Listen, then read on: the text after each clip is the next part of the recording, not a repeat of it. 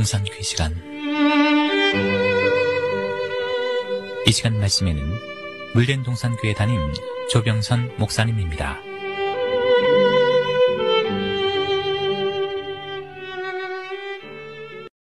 성령 하나님 두 번째 시간입니다. 하나님께서 성령을 우리 가운데 보내주신 것은 하나님의 자비와 긍휼하심의 결과입니다. 오직 성령을 받아야만 하나님의 뜻을 분별하고 실행해서 하나님의 자녀의 사명을 감당할 수 있기 때문입니다. 그러므로 보혜사 성령은 우리가 살아있는 동안 힘있고 순종해야 할 삼일체의 마지막 타자이십니다. 그래서 성령을 받으라, 성령을 쫓아 행하라, 성령을 근심하게 하지 말라, 성령을 소멸치 말라, 성령을 회방하는 자는 영원히 사하심을 받지 못한다. 그러니 오직 귀 있는 자는 성령이 교회들에게 하시는 말씀을 들을지어다, 이렇게 말씀하셨습니다.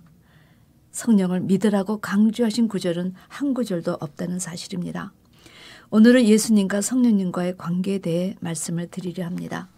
첫째, 예수님은 성령으로 잉태되셨습니다. 하나님의 세상을 창조하실 때 그가 없이는 창조된 것이 없다 하셨습니다. 이는 그가 만물보다 먼저 계시고 만물이 그 안에 함께 섰기 때문이지요. 그러나 정작 예수님은 말씀이 육신이 되어 이 세상에 오실 때 성령에 의해서 잉태되셨고 아들의 위로 오셔야 했습니다. 본질이신 하나님은 무소부재하시며 우주 안팎 어디든지 충만하신 분입니다. 그러나 하나님은 두 가지 점에서 직접 인간에게 가까이 나타나실 수 없었던 사연이 있었다는 것입니다.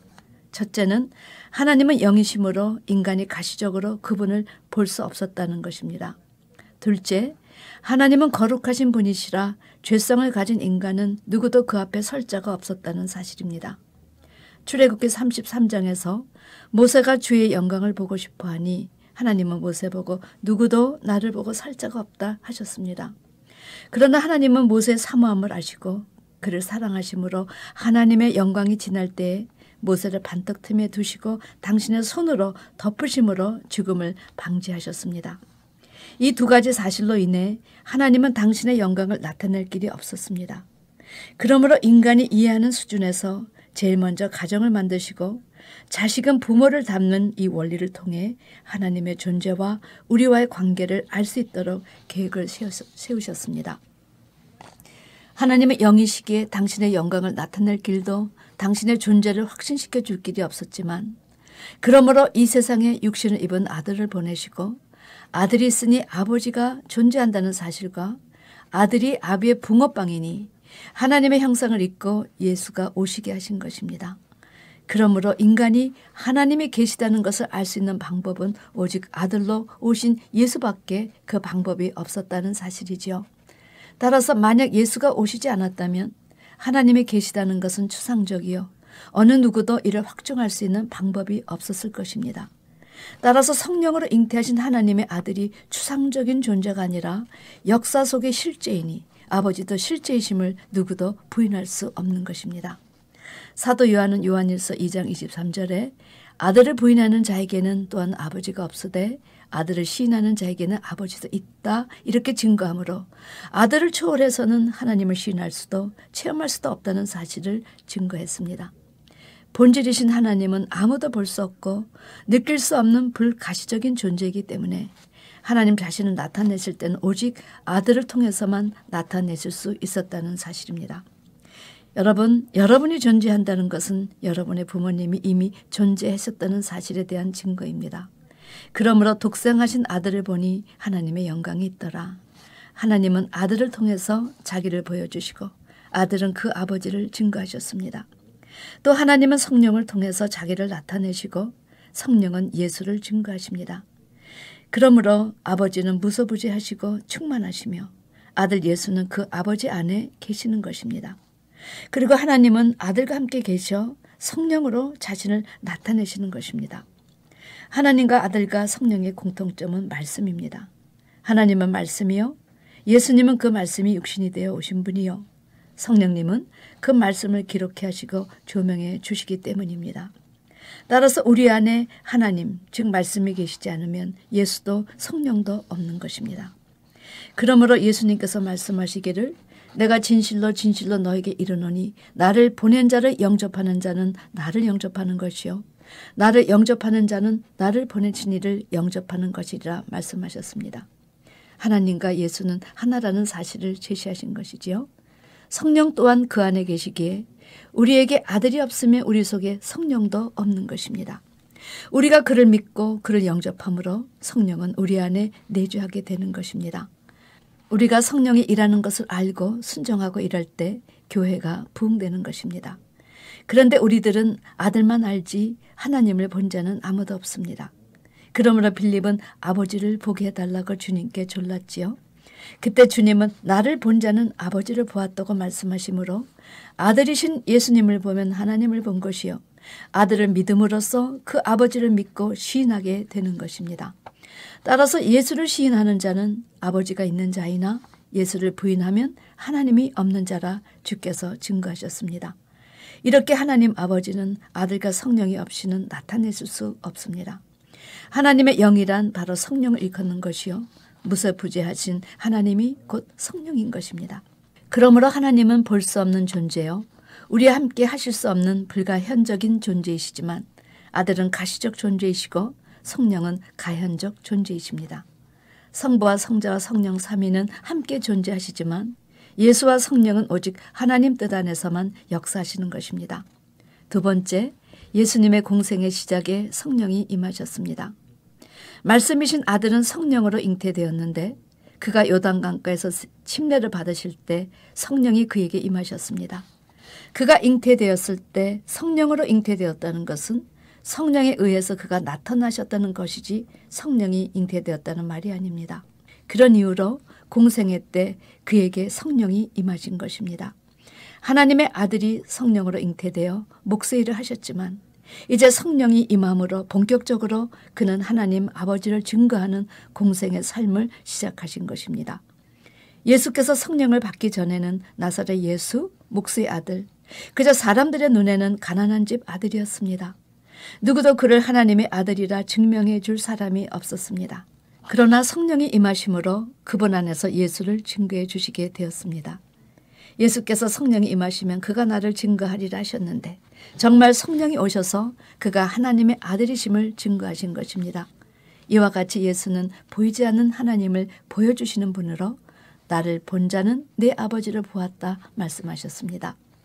예수께서 성령으로 잉태되신 것은 그가 이 세상에 오시기 위한 것이지만 요단강에서 그에게 성령이 임하신 것은 예수를 변호하시며 증거하기 위한 것이기에 다르다는 사실을 여러분은 아셔야 할 것입니다. 그러므로 성령께서 예수를 보여주기 시작한 그때부터 그는 공적 신분이 되신 것이요 곧 공생애가 시작되었습니다. 만약 성령이 예수를 나타내 주시지 아니하시면 비록 하나님의 아들이시지만 사람으로 존재할 뿐 아무도 그가 하나님의 아들이심을 알지 못했을 것입니다. 그러나 성령이 임하셔서 그를 나타내시고 증거해 주심으로 하나님의 아들로서 공적 사역이 시작되었지요. 세 번째, 하나님은 예수님의 공생의 기간에 성령과 능력을 기름 붓듯 부어주셨습니다.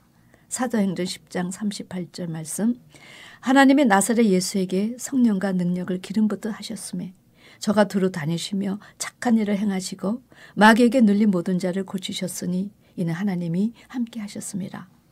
여러분, 우리는 하나님께서 예수님에게 성령과 능력을 기름 붓듯 하셨다는 이 말씀을 기억하고 붙잡아야 할 것입니다. 예수님은 성령이 임하신 때부터 시험 받으신 일이나 그 외의 모든 일이 다 성령의 이끌리심을 받았습니다. 독생자이신 예수님도 성령과 능력을 기름 붓듯 받으셨는데 우리가 어찌 이것을 구하지 않고 하나님 자리의 역할을 감당할 수 있겠습니까? 구하지 않으면 그것처럼 뻔뻔한 일이 없겠지요. 네 번째, 70인의 제자들이 전도 나갔다 기뻐 돌아와 가로되 주여 주의 이름으로 귀신들도 우리에게 항복하다이다 이렇게 말했을 때 예수님은 성령으로 인하여 기뻐하셨다 성경은 말합니다. 그리고 천지의 주제이신 아버지요 이것을 지혜롭고 수익이 있는 자들에게는 숨기시고 어린 아이들에게는 나타내심을 감사하나이다 옳소이다 이렇게 된 것이 아버지의 뜻이니다 고백하셨습니다. 여러분, 이것을 우리에게 가르쳐 주시는 것은 우리 안에는 기쁨이 없으나 하나님의 기쁨을 항상 가지라는 이야기입니다. 특별히 전도할 때 그 기쁨은 성령으로 인한 것임을 제시하여 주셨지요. 그러므로 전도하면서 고난을 받아도 핍박을 받아도 성령이 함께 하시기에 기뻐할 수 있다는 것입니다. 다섯 번째, 예수님은 사도들에게 성령으로 명하시고 가르치셨습니다. 사도행전 1장 1절 2절에 데오빌로여 내가 먼저 쓴 글에는 무릇 예수의 행하시며 가르치기를 시작하신부터 그의 택하신 사도들에게 성령으로 명하시고 승천하신 날까지 이를 기록하였노라. 여러분, 예수님은 스스로 가르치시고 명하신 것이 아니라 성령으로 가르치셨다는 사실입니다. 이것이 성령을 받았는가에 대한 구별이지요. 여섯 번째, 요한복음 20장 22절 이 말씀을 하시고 저희를 향하사 숨을 내쉬며 가라사대 성령을 받으라. 우리 주님은 숨을 내쉬면서 제자들에게 성령을 받으라고 말씀하셨습니다.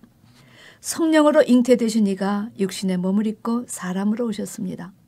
그리고 그에게 성령이 임하신 그날부터 성령으로 이끌리심을 받고 성령으로 기뻐하시고 또 성령으로 제자들을 가르치시고 명하시고 그리고 아버지께서 나를 보내신 것처럼 나도 너희를 보낸다 하시며 제자들을 향하여 숨을 내쉬며 성령을 받으라.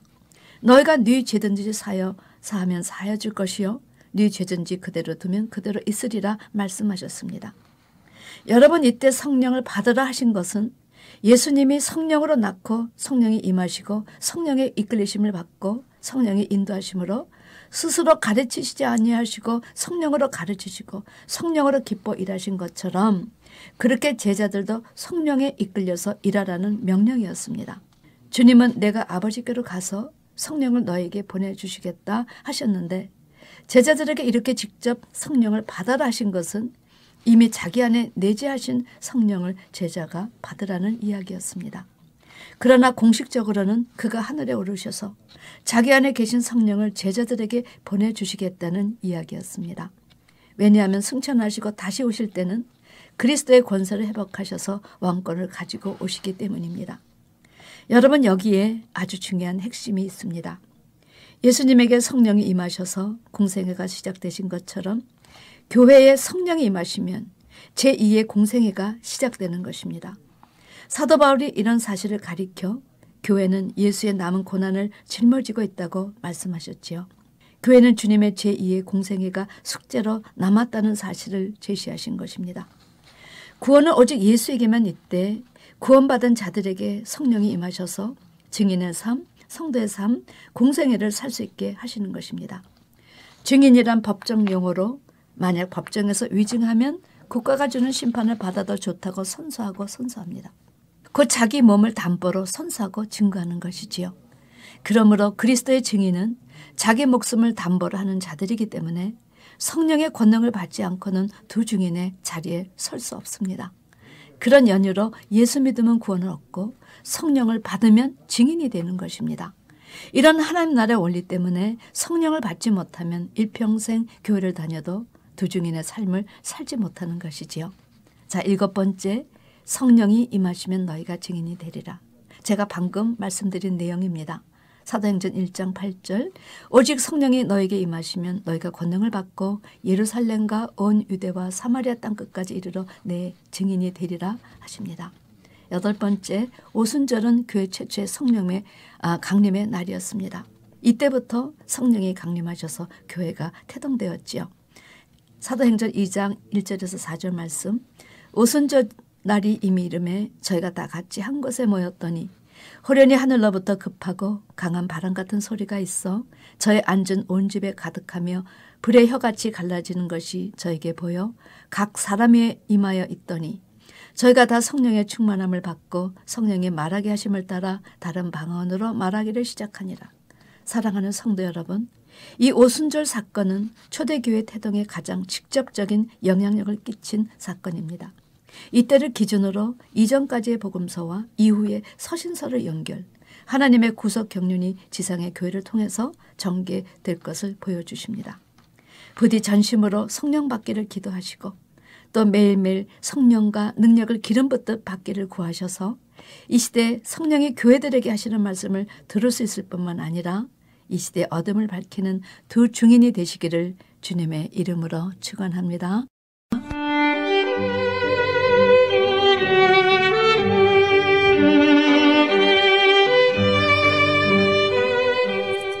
지금까지 말씀에 물된 동산교회 담임 조병선 목사님이었습니다.